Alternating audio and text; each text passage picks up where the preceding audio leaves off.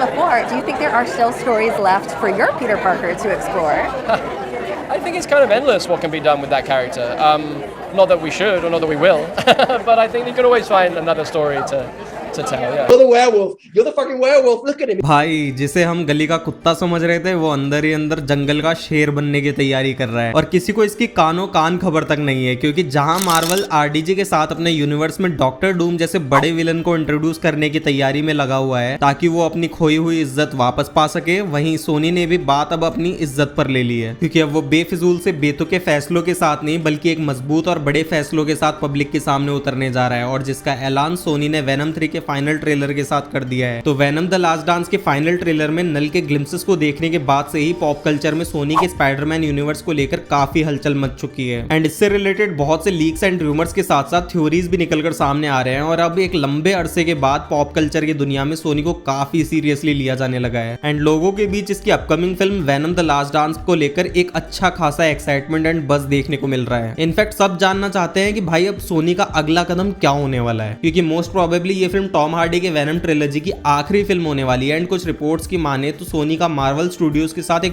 बहुत बड़ा डिस्कशन चल रहा है, जिसके अकॉर्डिंग मार्वल सिनेमैटिक यूनिवर्स में अवेंजर्स सीक्रेट वॉर्स के इवेंट के बाद जहां मार्वल के द मल्टीवर्स सागा का एंड हो जाएगा एंड मार्वल में द म्यूटेंट सागा की बिगनिंग होगी, जिसमें ज्यादातर जो फोकस रहने वाला है वो एक्समैन एंड फैंटास्टिक फोर के कैरेक्टर्स पर रहने वाला है। वहीं दूसरी ओर सोनी अपने स्पाइडरमैन यूनिवर्स की ओर प्रॉपर मूव हो जाएगा, जिसकी नींव वो लोग वेनम 3 के साथ रखते नजर आएंगे। अब फिर भी कुछ हमारे 12वीं फेल भाई हैं जिन्हें शायद चीजें ना समझ आ रही हो, तो उनके लिए बता दूं कि भाई सोनी ने कोई ऐसा वैसा काम नहीं किया है, बल्कि साक्षात नल को इंट्रोड्यूस किया है। एंड अगर नल के बारे में तुम्हें एक छोटा सा ब्रीफ दूं तो बस इतना जान लो कि ये मार्वल कॉमिक में एग्जिस्ट करने वाला एक सुपर विलन है, बोले तो विलन्स का भी बाप, जिसे द सिम्बायोट्स गॉड के नाम से भी जाना जाता है, क्योंकि इसने वेनम एंड कार्नेज जैसे बथेरे सिम्बायोट्स को बनाया है। और इसकी पावर का अंदाजा आप सब इसी से लगा सकते हो कि जहां एटर्नल्स की टीम को एक सेलेस्टियल को रोकने में अपनी पूरी ताकत लगानी पड़ गई थी, वहीं नल भाई साहब ने अकेले ही एक सेलेस्टियल को मार गिराया था। एंड अगर कॉमिक बुक की बात करें तो नल का फर्स्ट अपीयरेंस 2013 में आई comic book Thor god of thunder issue number 6 में हुआ था, जहां इसे बस टीज करके छोड़ दिया था, एंड फिर बाद में 2018 में आई comic Venom volume 4 issue number 3 में हमें इसके बारे में प्रॉपरली बताया गया कि ये दुनिया बनने से भी पहले का क्रिएचर है, जो कि स्पेस में रहता है और भाई साहब को अंधेरा पसंद है, इसलिए इसे किंग ऑफ डार्क के नाम से भी जाना जाता है। वहीं कॉमिक वर्ल्ड में नल तब फेमस हुआ जब उसकी फाइट देखी गई थी सेलेस्टियल्स के साथ, जिसके दौरान उसने ऑल ब्लैक नेक्रो स्वॉर्ड भी बनाई, जो कि हमें 2022 में आई movie Thor love and thunder में देखने को मिली थी। एंड आई डोंट नो आप में से कितनों को पता है कि उस स्वॉर्ड का यूज करके ही नल ने एक सेलेस्टियल की गर्दन भी काटी थी, और फिर एक घमासान युद्ध के बाद सेलेस्टियल ने नल को वॉइड में कैद कर दिया था, जहां उसने फर्स्ट सिम्बायोट बनाया था, जो कि किसी भी क्रिएचर को कंट्रोल कर सकता है लाइक वेनम। एंड इसी तरह उसने बहुत से सिम्बायोट्स को बनाकर अपनी एक आर्मी क्रिएट करी, जिनके ग्लिम्स हमें वेनम द लास्ट डांस के ट्रेलर्स में देखने को मिले ही हैं। और हाँ, आप लोग ये समझने की गलती बिल्कुल मत कर बैठना कि नल एंड उसकी टीम को वेनम और स्पाइडरमैन मिलकर मारेंगे। भाई वो नल है, वेनम और स्पाइडरमैन अकेले गए तो उनको नाश्ते में खा जाएगा। क्योंकि सोचो जब सेलेस्टियल जैसे गॉड एंटिटी को भाई ने एक झटके में मार दिया था, तो ये ठहरे हमारे स्ट्रीट फाइटर्स, इनको मारने के लिए तो भाई साहब को अपनी कुर्सी भी ना छोड़नी पड़े। एंड इन भाई साहब से लड़ने के लिए स्पाइडरमैन और सोनी वालों को बनानी पड़ेगी अवेंजर्स लेवल टीम, जिसको फॉलो करने के लिए आएंगे सोनी वाले आगे जाकर king in black comic book को यूज करेंगे, जो कि मोस्ट प्रोबेबली सीक्रेट वॉर्स के बाद हमें देखने को मिले। क्योंकि एक रीसेंट लीक्स की माने तो अब आगे जाकर मार्वल एंड सोनी के कैरेक्टर्स आपस में एक दूसरे से इंटरकनेक्ट होते नजर आ सकते हैं, जो कि दोनों ही कंपनीज के लिए विन विन सिचुएशन होगी। क्योंकि भाई साफ है अब सोनी यूनिवर्स के हाल फिलहाल कैरेक्टर्स मिलकर तो नल से लड़ने से रहे, क्योंकि सुपर हीरोज के नाम पर इनके पास ले दे के है ही कितने लोग, venom, the legend Morbius, the ultra legend Madame Web, Spiderman, खैर छोड़ो वो तो कहाँ है, सोनी वालों को खुद को ही नहीं पता।